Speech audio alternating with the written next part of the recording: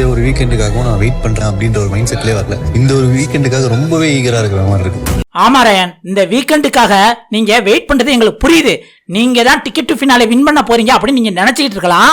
ஆனா உங்களுக்கு ticket to finale கிடைக்காது அப்படின்ட்டு வெளியில பயங்கரமா அது சோசியல் மீடியால பல வீடியோக்களை எவிடன்ஸா கொடுத்து ரயான் நீங்க ஃபவுல் பண்ணிருக்கீங்க, அது வந்து ஹோல்ட் த ஜார் அப்படின்னு டாஸ்க் நம்பர் 6 அந்த டாஸ்க்ல மேல இருக்க ஜார கையாலே நீங்க அட்ஜஸ்ட் பண்ணிருக்கீங்க, அது மிகப்பெரிய தப்பு அப்படின்னு முத்துக்குமரனுக்கு ஆப்போசிட்டா ரயானுக்கு சப்போர்ட் பண்ணி அந்த ஃபவுல பிக் பாஸ் டீம் கண்டுக்காம அவனை வின் பண்ண வச்சுட்டாங்க அப்படின்ட்டு பல பேர் சோசியல் மீடியால எவிடன்ஸ் நினைச்சுக்கிட்டு சில இமேஜஸ் ஷேர் பண்றாங்க. வேற ஒண்ணும் இல்லங்க, அந்த ஹோல்ட் த ஜார் இருக்குல்ல, அதுல ஃபர்ஸ்ட் ஒரு கேம் வச்சாங்க, அதுல எல்லாருமே ஃபவுல் பண்ணி விளையாண்டாங்க. அது ஏன் அப்படின்னா கடைசி உள்ள அந்த பைப்பை அந்த ஜாரை பிடிக்கும் போது கடைசியில உள்ள எக்ஸ்டென்ஷனை பிடிச்சுதான் நடக்கணும் அப்படிங்கிற மாதிரி சொன்னாங்க. 10 பேர் வந்து மேல பிடிச்சு நடந்துட்டாங்க, அதனால அந்த கேமே புரியல, ரீ கேம் அப்படிங்கிற மாதிரி வச்சாங்க. இதுலயும் ஃபர்ஸ்ட் முத்து தான் வின் பண்ணாப்ல, முத்துவோட விஷால் அருண் இவங்க எல்லாம் வின் பண்ணாங்க.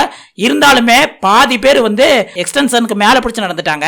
அதனால பிக் பாஸ் அதை கேன்சல் பண்ணிட்டாரு. முத்து வந்து ஏன் பாஸ் அப்படின்னு சொன்னோடனே முத்து நீங்களே 3 டைம் வந்து மேல பிடிச்சு நடந்துட்டீங்க அப்படின்ட்டு அதுக்கு விளக்கம் கொடுத்தாரு. செகண்ட் டைம் கேம் வைக்கல, தெளிவா அந்த ரூல்ஸை எக்ஸ்பிளைன் பண்றாரு பிக் பாஸ். என்ன அப்படின்னா அந்த லாஸ்ட் எக்ஸ்டென்ஷன் இருக்குல்ல, அந்த எல்லோ கலர் இருக்குல்ல, எல்லோ கலரை கூட டச் பண்ணிக்கலாம், ஆனா அந்த எல்லோ கலருக்கு மேல நீங்க டச் பண்ணீங்கன்னா நீங்க கேமை விட்டு வெளியே போயிருவீங்க. அதே மாதிரி வந்து இந்த அண்டுக்கும் அந்த அண்டுக்கும் எக்ஸ்டென்ஷன் ஜாயின் பண்றீங்களா, அங்க போன பிறகு நீங்க எந்த எக்ஸ்டென்ஷன் வேணாலும் அட்ஜஸ்ட் பண்ணிக்கலாம், அதே மாதிரி மேல இருக்க லிக்யூட நீங்க அட்ஜஸ்ட் பண்ணிக்கலாம் அப்படின்னு சொல்லிட்டாங்க. ஆனா ரயான் என்ன பண்ணிருந்தான் அப்படின்னா ஒரு கட்டத்துல போய் அந்த மேல இருக்க லிக்யூட அட்ஜஸ்ட் பண்ணிருப்பான். அதை பார்த்துட்டு சோசியல் மீடியால பாத்தீங்களா ரயான் வந்து மேல இருக்க லிக்யூட அட்ஜஸ்ட் பண்ணிருக்கான், அப்படி இருக்கையில அவனுக்கு எப்படி வந்து இந்த சலுகை கொடுத்தீங்க அப்படின்ட்டு பயங்கரமா பேசுறாங்க.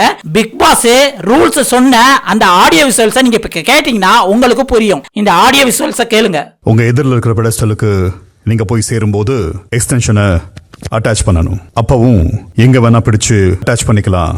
அந்த போல ஸ்திரப்படுத்த என்ன செய்யணுமோ செஞ்சுக்கலாம். அந்த போல ஸ்திரப்படுத்த என்ன செய்யணுமோ செஞ்சுக்கலாம். அந்த போல ஸ்திரப்படுத்த என்ன செய்யணுமோ செஞ்சுக்கலாம்.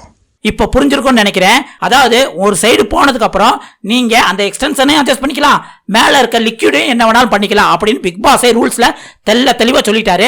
அதுவும் இந்த கேம்ல பாத்தீங்க அப்படின்னா எல்லாருமே விளையாடல, அதாவது கேன்சல் பண்ணதுக்கு அப்புறம் வந்து எல்லாருமே விளையாடல, பாதி பேர் விளையாண்டாங்க, பாதி பேர் வெளியில உட்காந்துருந்தாங்க.